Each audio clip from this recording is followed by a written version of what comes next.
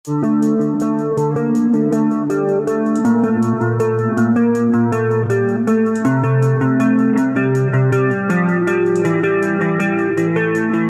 दोस्तों, मैं तिवारी सर आपके चैनल तिवारी सर बायोवाला में आप सभी लोगों का स्वागत करता हूं।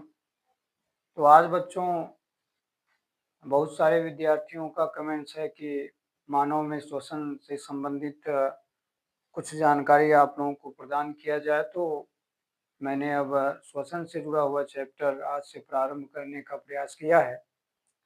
तो आइए सबसे पहले हम लोग बात करते हैं चैप्टर के मूल पॉइंट की, मानव में श्वसन। बच्चों, चैप्टर का नाम क्या है? मानव में श्वसन। सबसे पहली बात देखो, आपके पेपर में ये प्रश्न आता है कि श्वसन क्या है।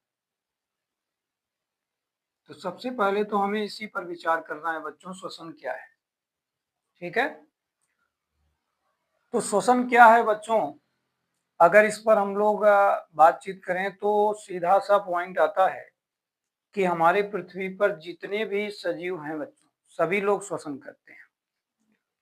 और उस श्वसन क्रिया के दौरान आपको पता होना चाहिए कि सभी जीव श्वसन क्रिया के समय ग्लूकोज नामक कार्बोहाइड्रेट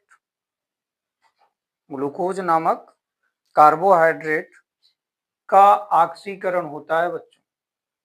और जब ग्लूकोज नामक कार्बोहाइड्रेट का ऑक्सीकरण होता है तो उस ऑक्सीकरण के द्वारा तुम लोगों के शरीर में या मानव के शरीर में कुछ विशेष प्रकार की ऊर्जा बनती है।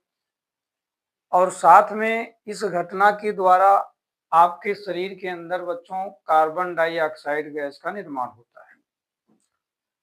ठीक है, और यही प्रक्रिया श्वसन कहलाती है यदि साइंस के अनुसार विचार किया जाए तो।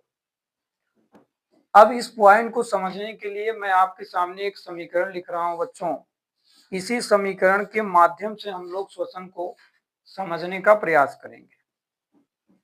सबसे पहले ये सोचो कि श्वसन क्रिया में कौन कौन से रासायनिक पदार्थ भाग ले रहे हैं।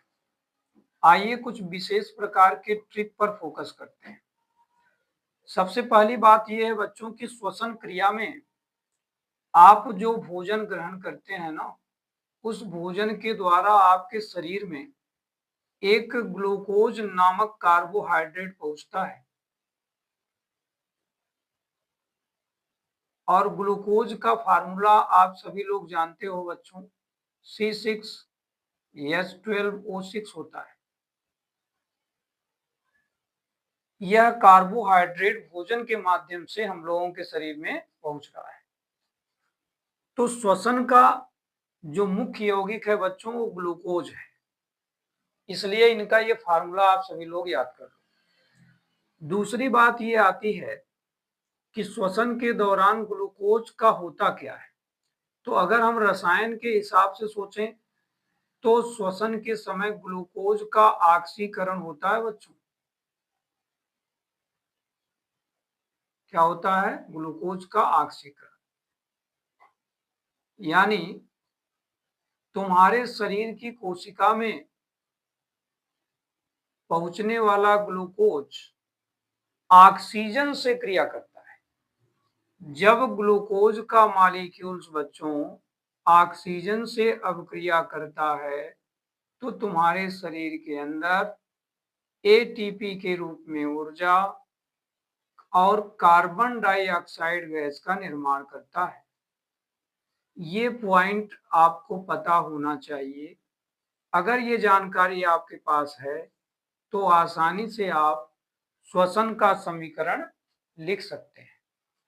तो आइए मैं आपको पहले श्वसन का समीकरण लिखकर दिखाता हूं। ठीक है, जैसा कि नियम बताया गया कि सबसे पहले हमको क्या लेना है बच्चों? ग्लूकोज लेना है। तो ग्लूकोज का फार्मूला देखो, अभी हमने ऊपर लिखा है। ग्लूकोज का फार्मूला क्या है बच्चों?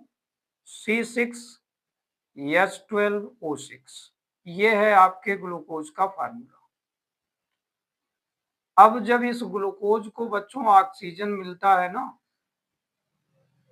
तो यह ऑक्सीजन इस ग्लूकोज में जाकर जुड़ जाता है और उससे इस ग्लूकोज का हो जाता है ऑक्सीकरण।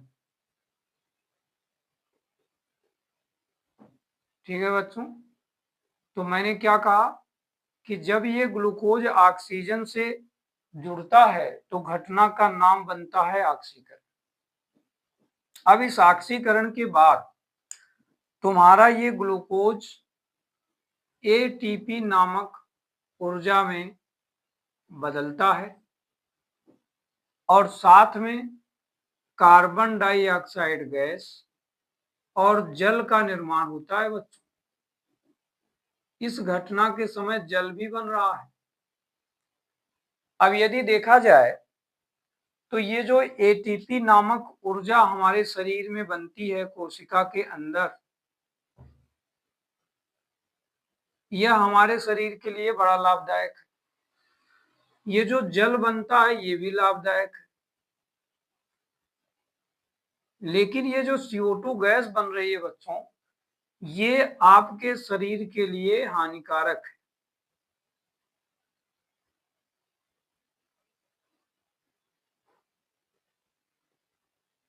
ये गैस आपके शरीर के लिए हानिकारक है, इसलिए श्वसन के समय ये जो गैस बनी है, कौन सी, कार्बन डाइऑक्साइड, जो कि हमारे शरीर के लिए हानिकारक है, यह ब्लड की सहायता से लीवर में भेज दिया जाता है। ये जो आरबीसी होता है बच्चों, यह CO2 गैस को ले जाकर लीवर में छोड़ देता है। इस तरह से कोशिका में बना हुआ कार्बन डाइऑक्साइड गैस आपके लीवर में पहुंच जाती है बच्चों। और जब मैं आपको लीवर के बारे में पढ़ा रहा था, यदि आपने लीवर के बारे में अभी तक नहीं पढ़ा है तो लीवर से संबंधित एक वीडियोस डाला जा चुका है, उसे आप देख सकते हैं। वहां पे लीवर से संबंधित पूरी जानकारी आपको दी गई। अभी आप इतना जानो कि आरबीसी से CO2 लीवर में जाता है और जब कार्बन डाइऑक्साइड इस लीवर में पहुंचता है बच्चों, तो यह कार्बन डाइऑक्साइड अमोनिया से अपक्रिया कर लेता है और अमोनिया से अपक्रिया करके यूरिया का निर्माण कर लेता है बच्चों। क्या बना लेता है, यूरिया। इस तरीके से ये हानिकारक पदार्थ हमारा कोशिका से निकलकर लीवर में पहुंचा, लीवर ने उनको यूरिया में बदला। अब आप जानते हैं ये यूरिया जो यहाँ बना है ये किडनी में जाएगा और वहां से यूरिन में बदलकर शरीर से आउट कर दिया जाएगा। अब बात आती है कि ये दोनों जो लाभदायक पदार्थ हमारे शरीर में इस घटना से बने हैं, इनका उपयोग कहाँ होगा। तो आप सभी लोग जानते हो कि जो ऊर्जा होती है इसका उपयोग हमारे शरीर के जो आंतरिक अंग होते हैं वो काम करने में इस्तेमाल करते हैं। साथ में हम लोग जो बाहरी कार्य कर रहे हैं उनको, उस कार्य को करने के लिए भी ऊर्जा चाहिए, तो उन कामों में हम और हमारे शरीर के अंग इन ऊर्जाओं का इस्तेमाल करते हैं। ठीक है, अब यहाँ पे एक बात आती है कि जब ग्लूकोज का ऑक्सीकरण हो रहा था तो कितने ऑक्सीजन के मॉलिक्यूल्स यूज हुए। तो केस के अनुसार अगर देखा जाए तो यहाँ पर ऑक्सीजन मॉलिक्यूल्स की संख्या आपको 6 लेनी पड़ेगी और यहाँ कार्बन डाइऑक्साइड बच्चों कितने बनेंगे, 6 बनेंगे। अगर मैं वाटर की बात करूं तो यहाँ पे 12 हाइड्रोजन दिख रहे हैं, तो इसलिए हम कह सकते हैं कि वाटर भी ठीक उतने ही बनेंगे जितना कार्बन डाइऑक्साइड बना है। ठीक है, अब जाकर आपकी यह जो अभिक्रिया है, यह जो रासायनिक घटना है, ये कंप्लीट हो चुकी है और इसी पूरी रासायनिक घटना को बच्चों श्वसन कहते हैं। इसी पूरी रासायनिक घटना का नाम बच्चों क्या है, श्वसन। समझ में आ गया। तो इस प्रकार से आप सभी लोगों ने देखा कि श्वसन एक ऐसी शरीर की कोशिका में होने वाली जैविक क्रिया है जिसमें ग्लूकोज नामक मॉलिक्यूल्स का ऑक्सीकरण होता है और इस ऑक्सीकरण के बाद हमारी कोशिका में एटीपी के रूप में ऊर्जा, जल और कार्बन डाइऑक्साइड गैस का निर्माण हो जाता है। ठीक है बच्चों, तो अब इस समीकरण को पढ़ने के बाद हमने क्या क्या निष्कर्ष निकाला, आइए अब इसकी जानकारी कर लेते हैं।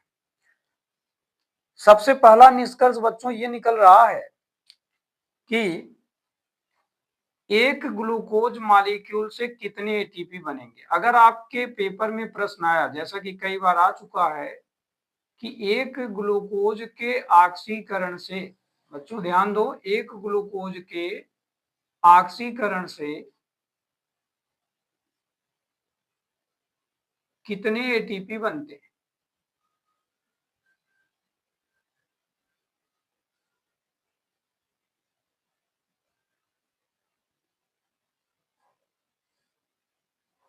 तो आपको उत्तर में क्या लिखना है?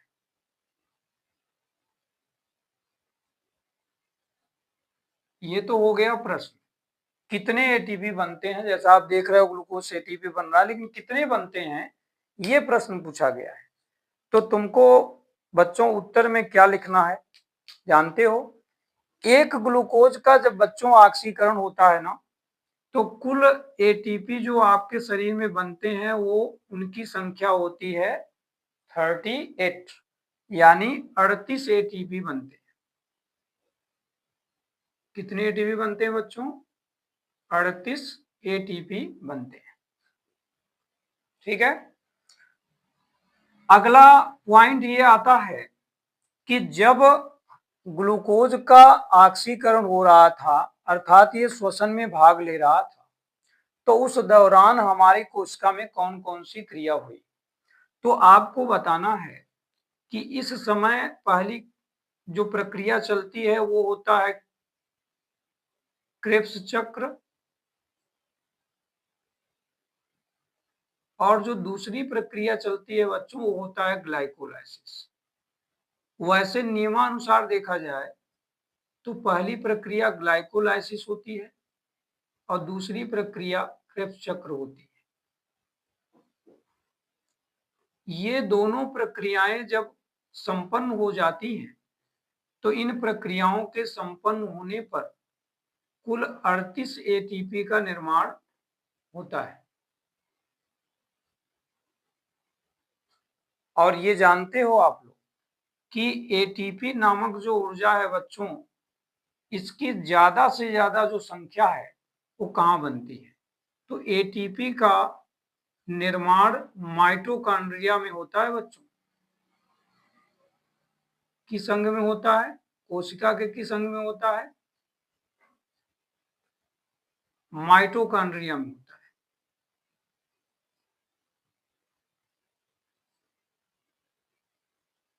ठीक है बच्चों, माइटोकॉन्ड्रिया के अंदर इसका निर्माण होता है।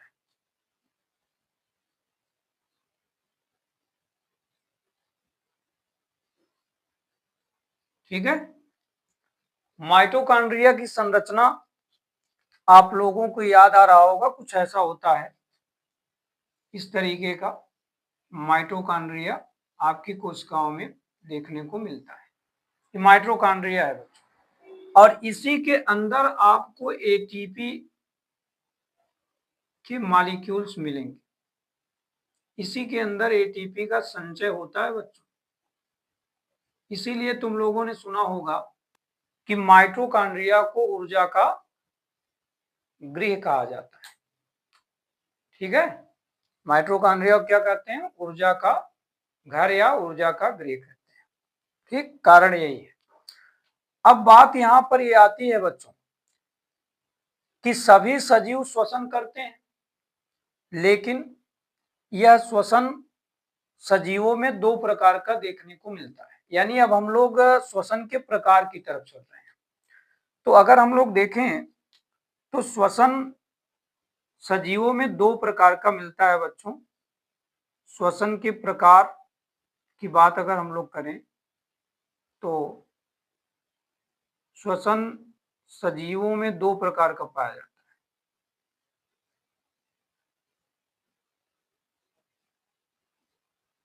कुछ सजीव ऐसे हैं बच्चों